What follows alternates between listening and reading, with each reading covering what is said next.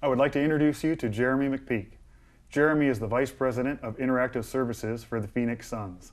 The Phoenix Suns are the leaders in the NBA and maybe all of professional sports when it comes to engaging fans through social media. Jeramie has been with the Suns for 18 years and leads these efforts. Hi Jeramie, thanks for joining us today. You bet. Thanks for having me.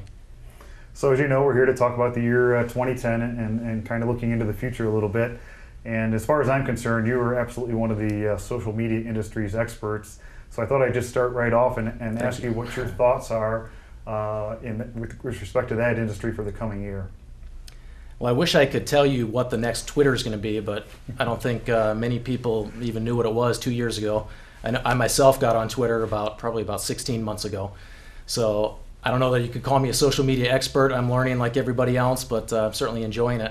I think what I see coming for this next year is just more and more people embracing it, more and more people learning about it, getting on board Facebook, getting on Twitter, more companies using both of those channels as well as perhaps other channels that are going to be popping up, and taking advantage of that communication platform that there is to reach so many new people out there. Right now, I think there are a lot of people who still kind of look at Twitter as a fad, or people who think Facebook is just for the younger generation.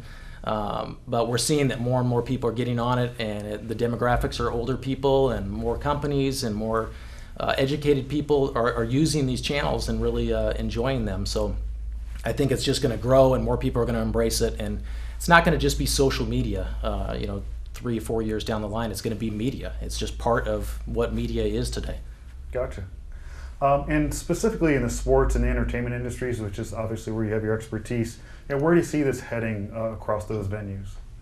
Well, I think sports teams have really embraced Twitter in particular, and most of them have Facebook pages as well. So I think for the most part, sports teams, sports leagues are already there in those spaces. We're just all trying to figure out the best way to use them and sort of figure out what the level is in terms of how much you want to blast out tweets or status updates on Facebook, and how much is maybe too much for where you're annoying your fans. So we're all kind of trying to figure out what the threshold is, I guess, and in terms of how often to do it and what type of information our fans want. In terms of athletes themselves, I think it's just going to become commonplace where almost every athlete has their own Twitter account and has their own Facebook page. Back in the day, players started to create their own websites or have a blog, but now it's all about Twitter, and these athletes are realizing that it's a powerful tool to connect with their fans immediately. And it's fun for them. They're used to texting. They text their buddies and have for years. So now when they're on the bus or the team plane or they're waiting for practice to begin, they can just sit down and sit there and read what 500 of their fans are thinking about them right that moment, or thinking about the upcoming game. So athletes have really embraced it. They're really enjoying it, and I think that's going to continue to grow. But one thing I see is more and more athletes are going to become almost their own reporters. Chad Ochocinco wants to start his own Twitter athlete network of athletes who break the news on Twitter. And the Phoenix Suns have a player, Jared Dudley, who's his Twitter name is @JaredDudley619. The guy is crazy on Twitter. He's on there sending 20, 30, 40 tweets a day, and he'll send out news updates about the team. He'll do actual interviews with his iPhone, interview his teammates after games, and then post videos. JMZ, yeah, right. And he's also got his own version of American Idol on Twitter, where he's getting his teammates to do their little talent shows, if you will. He's doing fashion reviews of his teammates' clothing. So it's really bringing fans into the locker room, into the team bus, into the plane, giving them that behind-the-scenes access that they wouldn't have otherwise. That's great. And is this being encouraged at all by the teams themselves? Are they teaching the players? Are they encouraging them? Or is it just more or less happening naturally? I would say for the most part it's happening naturally. There are some teams, the Phoenix Suns included, who will work with players if they want help, or if the players are asking for ideas for new things they can try on Twitter or new ways to grow their fan base, increase followers. We've done some things with Amari Stoudemire, and we've helped Grant Hill, and we've done some things with Jared. But for the most part, these guys, like I said before, they're used to texting. So it's a pretty easy thing for them to figure out, and they kind of learn from each other, and they share notes with each other and see what other athletes are doing around the NBA or other sports, and they're really coming up with some creative concepts on their own. That's great. Well, and I saw you present, this is my last question, by the way. I saw you present maybe a month ago, and one of the things that I was really impressed with was all of the different Phoenix Suns entities, like the Suns Crib and so on that you kind of described to the attendees. Would you mind just kind of running through that? Because I actually thought it really sparked some great thoughts for even businesses to kind of emulate. Absolutely. We have, of course, our primary Suns account, which is at Phoenix Suns. That's the one we use for sort of the breaking news or anecdotes, or we'll tweet out quotes from a practice or post game. But we've also tried to get a number of our employees, our front office executives, to jump on Twitter and sort of become brand ambassadors. And they're out there tweeting all the time and giving fans a peek behind the curtain to see what goes on in the front office of a professional sports organization. So, we have accounts for our U.S. Airway Center, which is at Suns Crib, which you mentioned. We have the at Suns Dancers, which is our dance team. We have 16 girls who all use that Twitter account.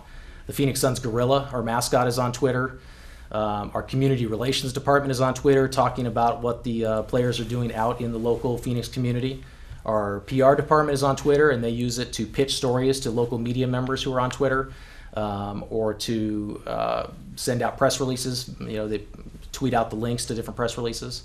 And then we also have, like I said, another, 15 or 20 employees in different parts of the organization who are all talking about the Suns all the time, getting fans excited about the upcoming games, and then sharing little bits of information about what goes on behind the scenes.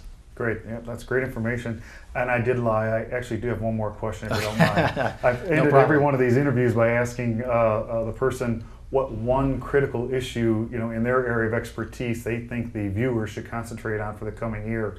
Do you have just one piece of advice you might give regarding social media? I don't know about a piece of advice, but I think the one big challenge that everybody using social media is facing and needs to try and figure out the best way to handle is how you're heard through the noise. There are so many people on Twitter now, and most people are following 100, 200, 300 other people. So unless your followers are on Twitter within 15 minutes of you sending out a tweet, it may not be seen by the bulk of your followers. So it's a challenge, and it's kind of tricky to figure out what the best times of day to tweet are. And kind of reach your audience and make sure that message is getting through. Even though you could have 20,000 followers like we do, or 1 million like Shaq does, how do you know if your tweets are getting to them? So that's the biggest challenge, I think, for people to try and figure out. And then kind of expanding on that, the analytics of Twitter.